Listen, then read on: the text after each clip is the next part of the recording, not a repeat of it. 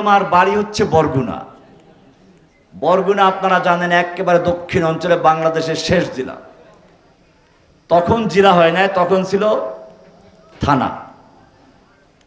দোতলা লঞ্চ ঢাকাতে আসতো, তুফানে পরে কেবল কাপড় কাছে যেরকম এরকম উলট পালট হতো, প্রায় লঞ্চ ডুবতো। যারা একটু বয়সী তারা জানেন।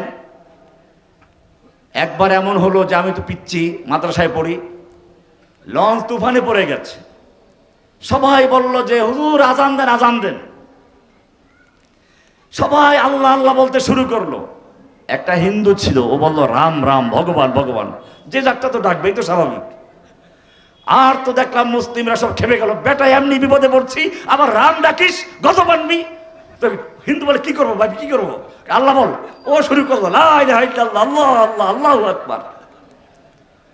আমি যখন বড় হলাম, তাফসীর পড়লাম, তখন এই আয়াত যখন পড়ি তখন মনে হলো এই আয়াত মনে হয় বরিশালের ওই লোকগুলোর জন্যই নাযিল হয়েছিল। আল্লাহ বলছেন وَإِذَا غَشِيَهُم مَّوْجٌ كَالظُّلَلِ دَعَوُا اللَّهَ مُخْلِصِينَ لَهُ الدِّينَ।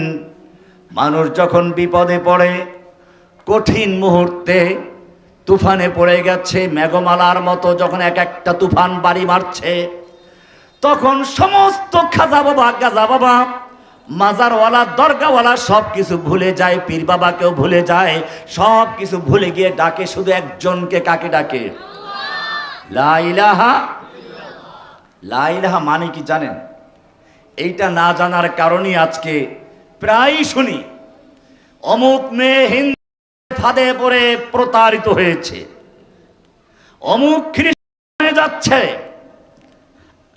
অমুক পরিবেশের কারণে নষ্ট হয়ে যাচ্ছে।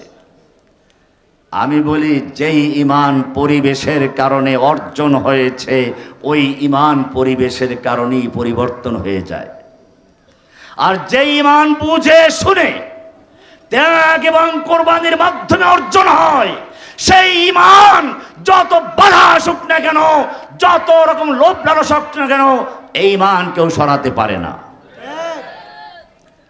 পরিবেশের ঈমান মানে মা বাপ মুসলমান, বাপদাদা মুসলমান, আত্মীয় স্বজন মুসলমান, গ্রামের সব মুসলমান, দেশটা মুসলমানদের, তাই আমরা মুসলমান। এটা হচ্ছে পরিবেশের ইসলাম। এই পরিবেশের ইসলাম যাদের, তারা পরিবেশ চেঞ্জ হলে ঈমানও চেঞ্জ হয়ে যায়। বিদেশ গেলে আর ঈমান থাকে না।